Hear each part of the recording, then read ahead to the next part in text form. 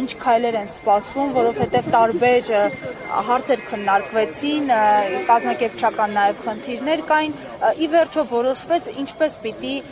գնա այս շարժումը, նոր սկսված մեկնարկած շարժումը եւ արդյոք պնդումները նաև տարբեր շրջանակների, որ սա միտված է Հայաստանը հայաթափելուն, Արցախը հայաթափելուց հետո եկել են հիմա այլ Հայաստանը հայաթափեն,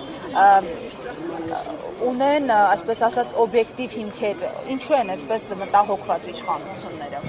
Նայեք, իշխանության բացթողումների, իշխանության մեղքով մենք հասել ենք այս իրավիճակին, ու իշխանությունը ամեն ինչ փորձելու է անի այն գործողությունները, որ արդարացնեն իրանց պահվածքը, արդարացնեն իրանց գործողությունները, որ ժողովրդին հասցրել են անտուն անհայրենիք։ Իշխանության ուրիշ ելք չունի, ուրիշ փրկություն չունի, հանուն իրանց աթոռը պահելու համար, հանուն իրանց, որ ասում է, մեղքերը գործած այս ժողովրդի նկատմամբ, մի ձևի փորձեն խուսափեն պատասխանատվությունից, բայց դա չի իրականանում, չի ստացվելու, որովհետև այս շարժումը սկզբնական շրջանում սա ժողովրդի ձայնն է, սա հանրային շարժում է, ոչ մեկը չի կարա այստեղ տարբեր կողմերից ինչ-որ բաներ գախի, որ ասում է, ուղերձվում են այս մեկ էմոցիա։ Մենք սկզբնական շրջանում շարժումը ձևավորել ենք մտահոգության մեր հարցերի շուրջ, որպես արցախահայություն, որպես տեղահանված ժողովուրդ, որ մեր իրավունքները ոտնահարում են,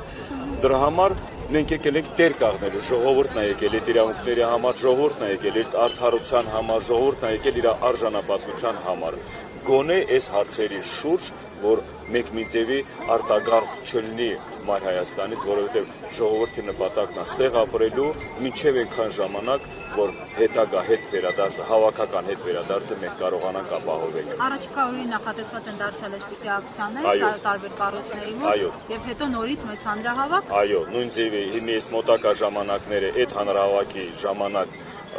բանարած ներկայացրած բոլոր կետերը ժամանակ կա իշխանության կողմից արձագանքելու, հանրությունը սպասում է այդ արձագանքներին ու ընթացքում էլ որոշումներ կայացնվելու, նայած ինչ արձագանքներ, բայց հաշվի առնելով, որ իշխանության կողմից խաբելով մեզ սարքել են անտուն անհայրենիք, կարող այլի փորձեր են էլի խաբելով հույսեր տան, որ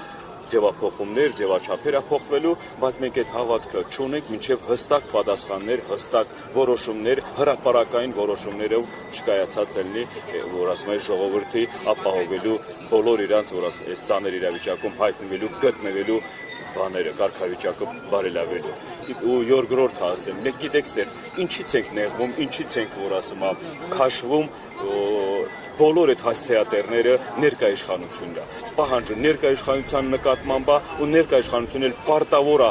այս իրավիճակը, որ բելեր հասցրել է ժողովրդին, այդ իրավիճակում էլ այդ ժողովրդին տեր կաղնի։ Չեք կարող կաղնեք, նորից եմ ասում, ձեզ ունեք հնարավորություն մեղմացնելու ձեր մեղքերը, հրաժարական տվեցիք, գնացիք, որ ասում է, այս ժողովուրդը, այս ազգը մի ձևի վերածնվի կամ մի ձևի մենք տեր կաղնենք մեր իրավունքներից սկսած մեր հայրենիքին։ Շնորհակալություն։ Գնալու են թե ոչ։ Հանրահավաքին պատասխանը դրական կիսած։ Այո, հանրահավաքի նախաձեռնողները ուրեմն դեռ կա խորհուրդ, որը որոշումները կայացնում է ոչ թե միաձայն կամ մի կողմանի որոշումներով, բոլոր հարցերը միշտ քննարկվում է, բոլոր որոշումները կայացնում է միշտ խորհրդի որոշումով։ Եվ այն հարցերը, որ դրվել է, այն հարցերը, որ հանրահավաքի ժամանակ ներկայացվել է հանրությանը, բազմահազարանոց ժողովրդի առաջ, պարտավոր են այդ հանրահավաքի ղեկավարներն էլ, այդ խորհրդի ղեկավարներն էլ մինչև վերջը գնան, որովհետև ժողովուրդը սպասում են այդ պատասխանը։ Կանխելու նաև արտագաղթը։